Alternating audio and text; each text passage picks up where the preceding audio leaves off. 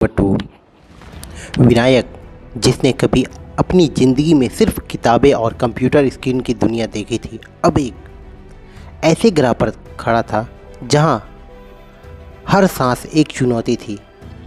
नीले और बैगनी आकाश और अजीबोगरीब वनस्पतियों से घिरा वह अपने आप को बेहद अकेला महसूस कर रहा था।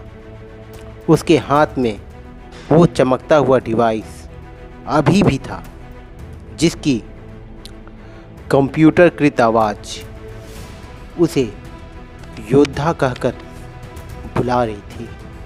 विनायक हड़बड़ाते हुए ये कोई सपना तो नहीं, मुझे वापस जाना है माँ, कहता है। उसकी आवाज़ हवा में घुल गई। भूख और प्यास की हल्की हल्की टीस उसके पेट में उठने लगी।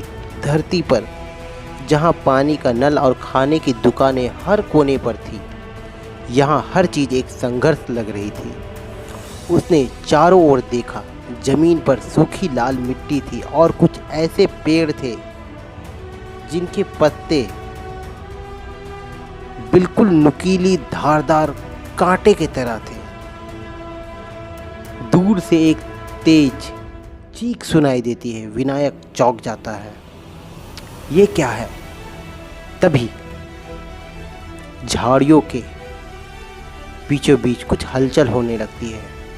विनायक का दिल जोर से धड़कने लगता है। उसने अपनी नज़रें गाड़ दी, यह उम्मीद करते हुए कि शायद वहाँ से कोई इंसान बाहर आए, कोई ऐसा जो उसकी भाषा समझता हो। लेकिन जो चीज़ सामने आई उसे देखकर विनायक की आंखें फटी की फटी रह गई। वो सन्न रह गया। झाड़ियों के पीछे से एक छोटी छिपकली जैसी प्राणी निकलती है। उसकी आंखें लाल चमक रही थी। वह एक छोटा पर बेहद ही फुर्तीला और खौफनाक था। उसकी त्वचा हरे रंग की थी और उसके मुंह से नुकीले दांत बाहर निकल रहे थे और उसकी जीभ एक लंबी चिपचिपी सी थी जिससे लार टपक रहा था और वो लार जहाँ पर गिरता था वहाँ की जमीन जल जाती थी। वह विनायक की ओर लपका। विनायक चीखते हुए आ! विनायक ने अपना हाथ आगे किया, जैसे खुद को बचाने के लिए वो अपने हाथ को आगे करना चाहता हो। तभी उसके हाथ में पकड़े डिवाइस से एक हल्की सी ऊर्जा निकली और एलियन पर जा लगी। एलियन लड़खड़ा गया पर रुका नहीं। डिवाइस से धीमी बीप बीप की आवाज़ आने लगी। चेतावनी, एनर्जी कम हो रही है, सेल्फ डिफेंस मोड ऑन। एक कंप्यूटरकृत आवाज़ में यह मैसेज उसके कान में सुनाई देता है। विनायक को कुछ समझ नहीं आ रहा था। वह बस इतना जानता था कि उसे भागना होगा। वह उल्टे पांव भागा। एलियन उसके पीछे था। उसकी सांसें फूलने लगी। धरती पर जब विनायक रहता था, कभी भी इतनी ज़ोर से वह नहीं दौड़ा था, पर आज उसे अपनी जान बचानी थी, इसलिए वह अपनी पूरी ताकत लगाकर दौड़े जा रहा था। भागते भागते भागते काफ़ी समय हो गया, तब भी एलियन उसका पीछा नहीं छोड़ रहा था। भागने की तेज आवाज़ और एलियन की फुर्तीले पैरों की धम धम, विनायक का दिल जोर से धड़क रहा था। उसे अपनी दिल की आवाज़ भी सुनाई दे रही थी। भागते भागते विनायक एक उबड़ खाबड़ रास्ते पर आ गया था। वहाँ कई चट्टान थे। एक चट्टान से टकराकर विनायक गिर गया। एलियन उसके ऊपर कूदने को तैयार था। विनायक ने अपनी आंखें बंद कर ली, जैसे उसने अपनी मौत को स्वीकार कर लिया था। मौत उसके सामने खड़ी थी। अचानक एक तेज आवाज़ आती है, जैसे कुछ टूट गया हो। एलियन की चीख सुनाई दी और फिर सन्नाटा हो गया। विनायक ने डरते डरते अपनी आंखें खोली। एलियन जमीन पर खड़ा था। उसके शरीर से एक अजीबोगरीब नीली रोशनी निकल रही थी और उसके पास एक आकृति खड़ी थी, रहस्यमय व्यक्ति। वह आकृति एक इंसान की तरह दिख रही थी, पर उसकी कदकाठी विनायक से कहीं ज़्यादा मजबूत थी।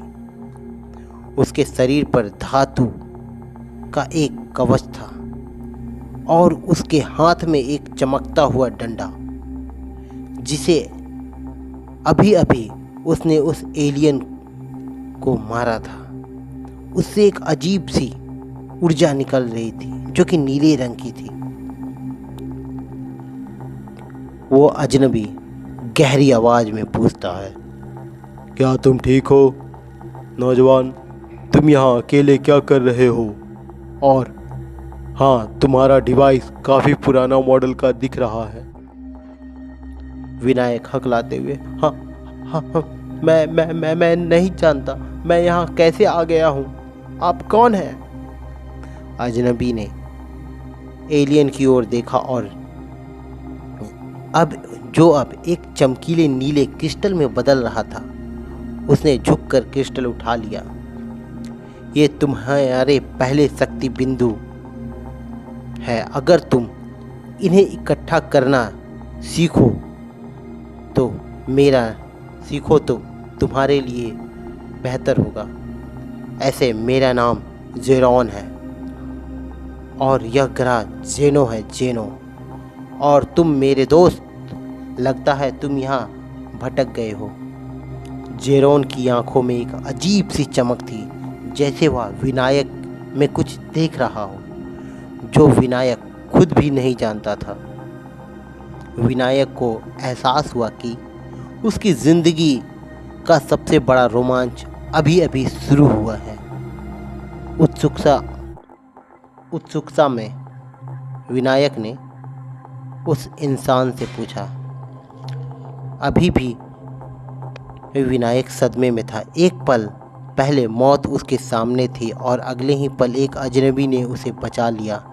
वह अजनबी जेरॉन अपने कवच और चमकते डंडे के साथ किसी पौराणिक योद्धा की तरह लग रहा था। एलियन का शरीर अब पूरी तरह से एक नीले क्रिस्टल में बदल चुका था, जिसे जेरॉन ने बड़े आराम से उठा लिया था। जेरॉन क्रिस्टल को देखते हुए, इसे कहते हैं जारियन क्रिस्टल।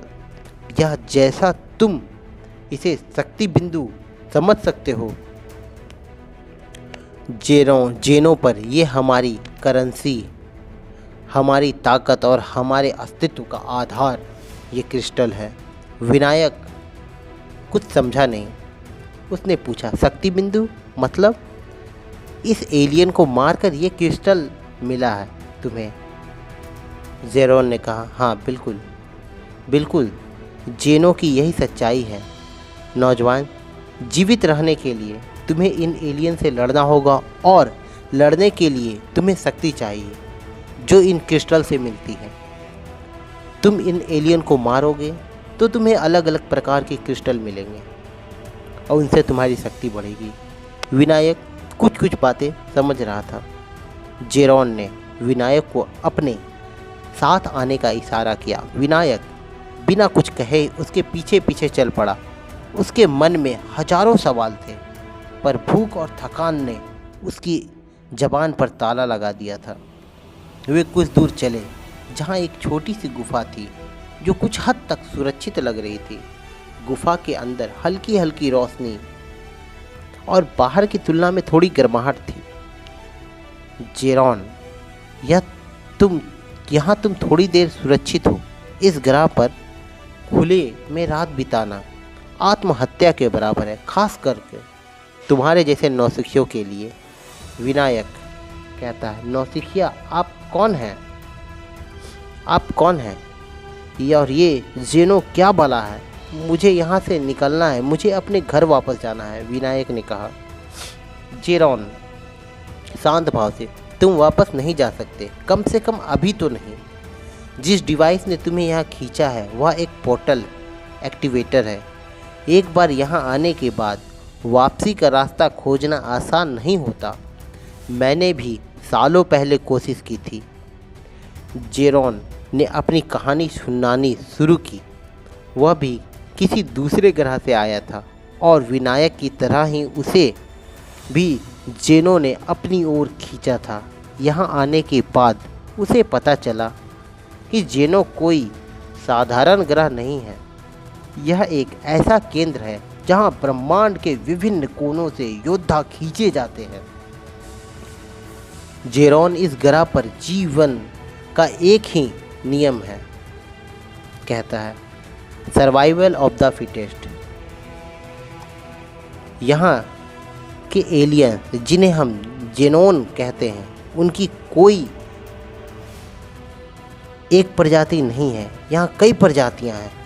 हर एक को हराने पर अलग अलग प्रकार के जारियन क्रिस्टल मिलते हैं जिनकी अपनी अलग अलग वैल्यू होती है। इन क्रिस्टल्स को तुम ट्रेड पोस्ट पर बेचकर उपकरण, हथियार, यहाँ तक कि एबिलिटी मॉड्यूल खरीद सकते हो। एबिलिटी मॉड्यूल एक प्रकार का जीन आर्ट होता है जो कि पृथ्वी पर बहुत ही मशहूर थे। जिन लोगों के पास अलग अलग प्रकार की जीन आर्ट होती थी वो बहुत ही शक्तिशाली माने जाते थे। विनायक इतना तो समझ चुका था कि यहाँ पर रहना है तो लड़ना ही होगा। विनायक पूछता है, इसका मतलब क्या है? जेरॉन कहता है, कुछ एलियंस को हराने पर सीधे शक्तियाँ मिल जाती है और कुछ को मारने से मॉड्यूल के जरिए एक्टिवेट की जाती है। जैसे मेरे पास ये चार्ज स्टिक है, इसे मैंने एक इलेक्ट्रोजेनॉन को हराकर हासिल किया था। यह मुझे छोटी दूरी के लिए ऊर्जा के गोले दागने की क्षमता देता है। जेरॉन ने अपनी स्टिक का हल्का सा प्रदर्शन किया। एक नीली चिंगारी निकलने लगी जिससे विनायक थोड़ा पीछे हटा। जेरॉन ने उसे एक सूखे बेजान फल की ओर इशारा करते हुए कहा, ये काइया फल है, इसमें थोड़ी ऊर्जा होती है। अभी के लिए यही तुम्हारा भोजन है। जेनो पर हर चीज़ से हमें कुछ ना कुछ मिलता है। विनायक, तो क्या आप मुझे सिखाएंगे यहाँ कैसे जीना है? जेरॉन हल्की मुस्कुराहट के साथ कहता है, तुम्हें सीखना होगा क्योंकि तुम्हारे पास और कोई चारा नहीं। मैं तुम्हें सिर्फ रास्ता दिखा सकता हूँ, पर यह मत सोचना कि मैं तुम्हें हर मुसीबत से बचाऊंगा। यह तुम्हारी लड़ाई है और जेनो पर कोई टीम नहीं होती, हर कोई अपने लिए लड़ता है। विनायक ने काइया फल लिया और उसे देखा। यह उसके माँ के बनाए खाने जैसा तो बिल्कुल नहीं था, पर उसे पता था कि उसे इसे खाना ही होगा।